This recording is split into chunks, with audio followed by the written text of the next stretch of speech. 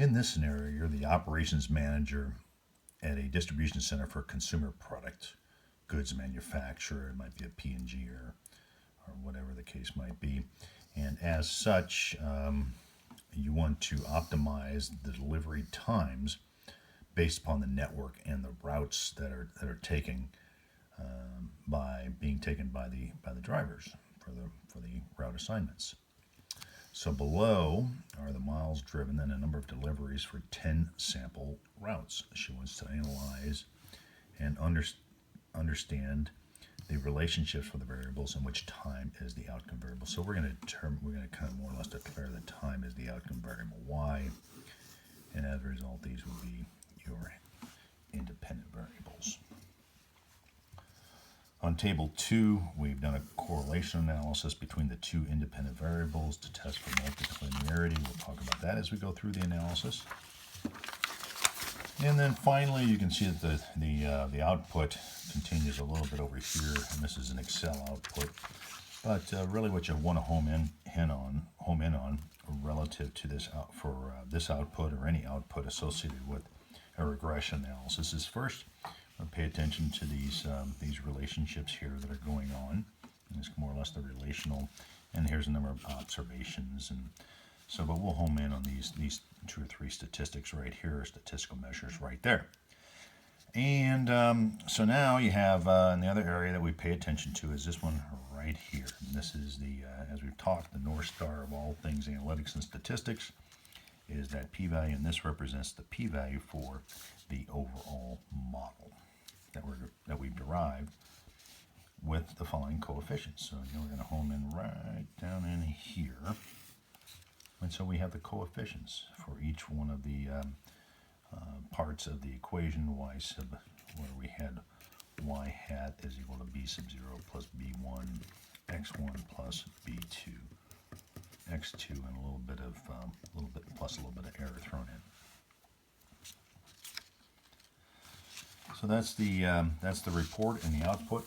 Here's how we would go about actually understanding these relationships. And so what is an appropriate problem statement? Well, you want to optimize route time with route and time with deliveries and miles driven.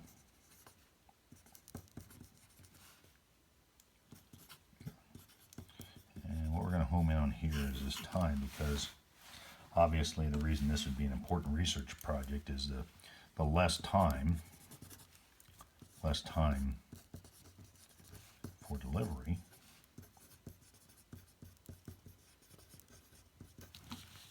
the lower the cost.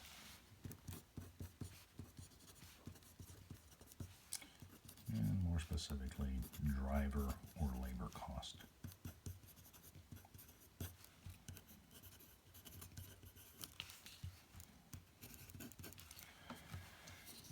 The appropriate research question here, at least one of them, would be what are the relationships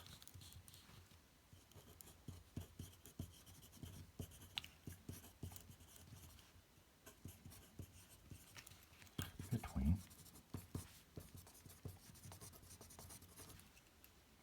the independent variable and the dependent variable. We got a couple of independent variables going on here, so since it's a multiple regression.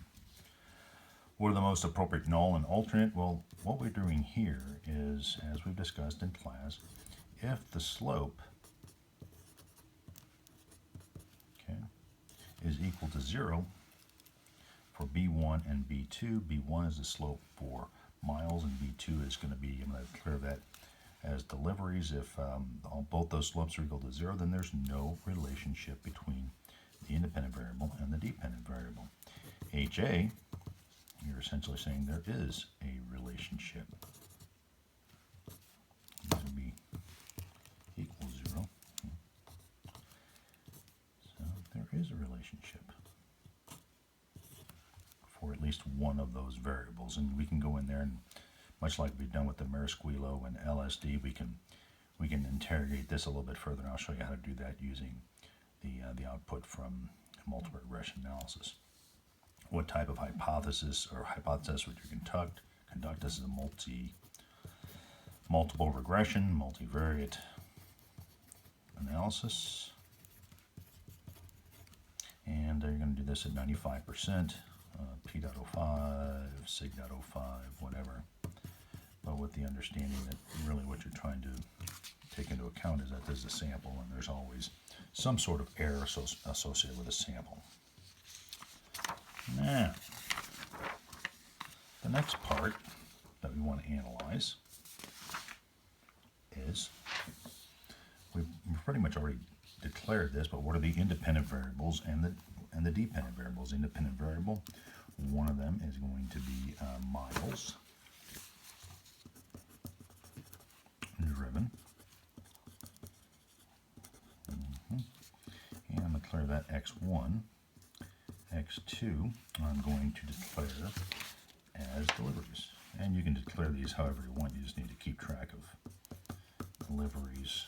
You just need to keep track of which is which, and you're looking at the number of deliveries. The dependent variable, the outcome variable, is time in minutes. So your causal model would look basically like this, is that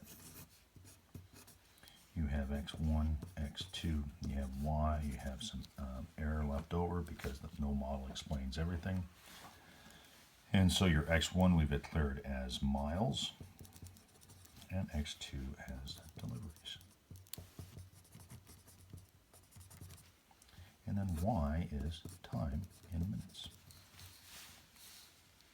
That's the causal model. And don't forget to put you always got to include a little bit of error in that model, or in your causal model sketch. So given the correlation between the two independent variables, would you have cause for concern relative to multicollinearity? Well, that's going back to this output here, where, as you may recall, if your independent variables are measuring the same thing, then you would have basically what's called a multicollinearity assumption violation. And here you can see that miles and deliveries, there's probably, just kind of commonsensically, there's not much of a relationship there or a correlation as you might expect, and that's proven out by an R value. This is an R value of 0.16. That's a very weak correlation. If this R value had been closer to maybe usually it starts at about 0.7, 0.8. Then you would investigate multicollinearity, and there's some additional testing you can do to figure out if you indeed have multicollinearity. But in this situation, we do not, and so we keep pushing forward. We can actually conduct a multiple regression analysis. So we have no concern there. So we are good to go. Okay, briefly discuss exposure invalidity and reliability. There's a real reliable sample size. This is depending on how many routes they have out there. This might be a small sample size, although if there were 10 assignments, if there were only 15 routes out there, or 15 assignments out there, this might be a pretty good sample. All right, so a couple other potential sources of invalidity, or what could be a factor in your testing, is what's called the weight of the packages. Weight of the packages. If the packages are heavier, that's going to take the driver or the delivery person a little longer to lug that up the stairs. Okay. The other one is each one of those routes. Is it highway versus local streets, or just streets? On highways, you can make a lot of time quickly. In streets, you got to wait for stoplights and maybe a little more traffic. And speaking of traffic, time of day of week could also be a factor affecting invalidity and eventually into the reliability. Because if you're traveling at 8 o'clock on a Tuesday morning, you're probably going to run into some rush hour traffic, but if it's another time during the day or this is a Saturday, there wouldn't be as much exposure to invalidity that you'd have to control for. So you'd have to potentially dig in a little bit further as to when, where, and how, as far as the miles go, when and where those miles are driven in deliveries. You can look at the weight of package and control for those accordingly to make sure that your test results are able to be repeated over and over again, and that's the reliability discussion. Having said all that, teed it up, everything's teed up. The next question is, what is the p-value for the overall multiple regression analysis output? Where do you get that from? You come in here and you look at the ANOVA section of the output, and that's just kind of ANOVA section, which is right here. And the p-value for that significance for the overall model, the North Star, is right here, 0.0002. This is a very strong model, and so you report out that the p-value is for the overall model is 0.00027 and some change. So this is way less than 0.05. So is the overall model multiple regression test results, are those statistically significant? You would say yes. To be sure, would you accept or reject? We would reject the null. And as you may recall, the null was there is no relationship. Okay. And so clearly you're going to get some slope here, beta sub 1, beta sub 2. At least one of those slopes is significant. And so the next step is you want to figure out which one of those is significant, or maybe they both are, but let's take a look. So I'm going to reject the null. I'm going to accept the alternate at 0.05. It's called sig.05. Are the individual independent variables significant? The way you understand that is come down here and you look at miles and you look at deliveries, and both of them are indeed significant because each one of those variables, the p-value is less than 0.05. Now the interesting thing here is that miles is a much stronger p-value. You look at it, that's the way you look at it, then 0.0045 is a stronger p-value or indicator that miles has a much larger influence, or significantly larger influence, on the outcome variable, which in this case is time than would the number of deliveries. Okay, here the answer is yes, and with the understanding that miles is the stronger of the two as far as its influence on the outcome variable. Put an asterisk by that. Put that. So the estimated regression equation, y hat is equal to, I like to remember how we create this equation here. Y hat is equal to b sub 0 plus b1 x1 plus b2 x2, and then you want to put some error in there. So the next piece is, where do you get these coefficients, and also this is the y-intercept.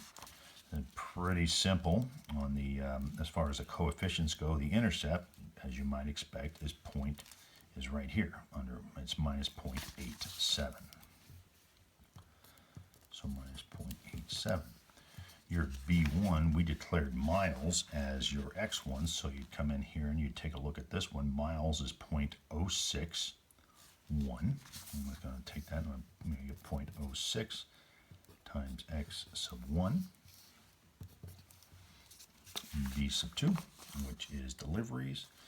The coefficient is 0.9234, so I'm just going to make that a 0.92 times X sub 2 and put in your error. So this is your actual estimated regression equation, y hat, and sometimes you'll see this is just expected value of y. How much of the outcome is accounted for by the independent variables? This is as you might expect, this is a very, very strong model.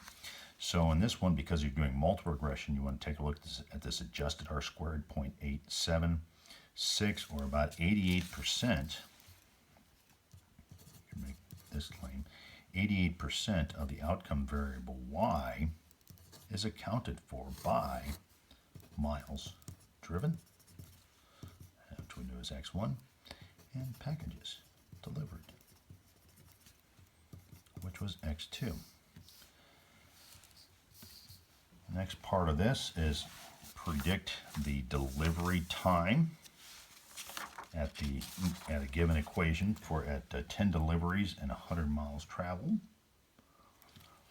So then you're going to go expected value of y is equal to 0.87 plus 0.06 times 100 miles traveled is x1, plus and the next one is 0.92, 0.92 times x2, which is the number of packages, plus some error.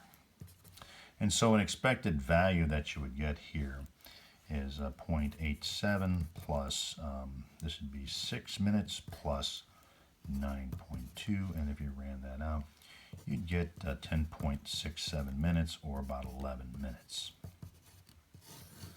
So if you were delivering 10 packages and you're driving, that driver was going 100 miles to deliver those packages, you would expect that it would take that driver about 11 minutes. And that's one of the more powerful pieces of, one of the more powerful aspects of regression and multiple regression in general, is an ability to take any values, plug those in, and get what an expected value is out, regardless of what your sample was providing you in the first place. Now, a couple other ways to understand this relationship, and that's really what we're doing here, is we're understanding this relationship, because we want to optimize the time and based upon, or minimize the time based upon optimizing route and miles and driven and packages. So here you ask yourself, what is the change in delivery time with each 1 unit increase in the number of deliveries? So going back to our original equation, x sub 2 was the number of deliveries. So with each packaged delivery, you can expect about 0.92 minutes, or approximately 1 minute. So with each 1 unit increase in number of deliveries, 1 to 2 or 2 to 3, you can expect that it's going to take you an extra minute. The regression line itself, what would that look like? You know, a couple things here is, you have a very positive slope, so you're going to get you have a very strong relationship, so there's going to be a very strong slope. Straighten this line out a little bit. And you know what your y-intercept is. Your y-intercept is it's actually a minus 0.87. Okay. And so it's going to start about down here. This is the 0 point. And then this is just a sketch, or general theoretical view. You're going to get a nice strong slope. And so this is your equation. Y is equal to minus 0.87 plus 0.06 times x1 plus 0.92 times x2 plus some error. The final, I'll kind of bring it back to the original research question, is how would you characterize this relationship? If you recall, we came back, the original research question and research purpose and problem was we wanted to optimize this route and time, and because the less time for delivery, obviously, the lower your labor costs. So you're trying to understand these relationships, and so this is there's a lot going on here. And a couple things you can begin stating. One is that there is a very strong relationship.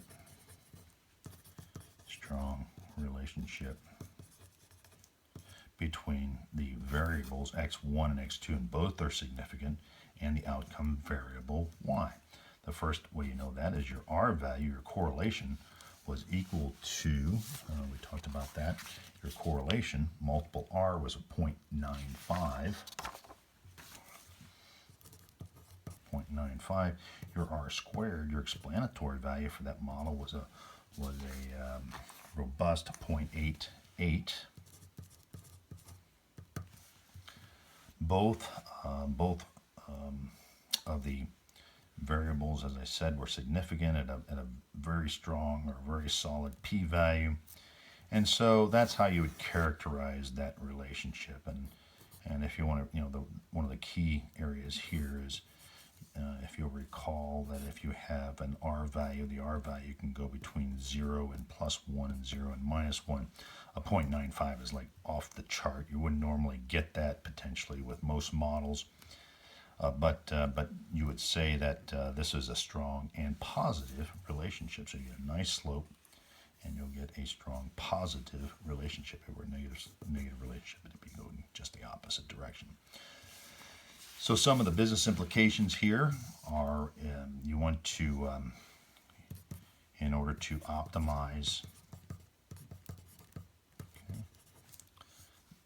you want to focus on optimize time. You want to kind of minimize time. You want to optimize miles and packages, because that represents 88% of the outcome variable, which is time. You know that miles driven is the strongest predictor. So that'd definitely be a place you'd want to spend most of your time as far as minimizing in order to, or reducing in order to minimize the amount of time it takes. And then you had 88%. Between these two, there's not much left over. Or was it 88? Hold on, just check that real quick. Back here, our R squared was 88, yeah. So 88%. But you can know that, here's kind of the other way you can look at this, is a very positive numbers, but you're still left with 12%, 12% of the time unexplained by the model. So you would, at this point, go in and potentially look at that 12% for a company the size of UPS and any other delivery company, the post office. 12%. If you can find that value there, that's a nice source of cost reduction that you can further bring to the bottom line, which was the original purpose of this, was that the less time for delivery, the lower your driver labor rates will be. Let me know if you have any questions.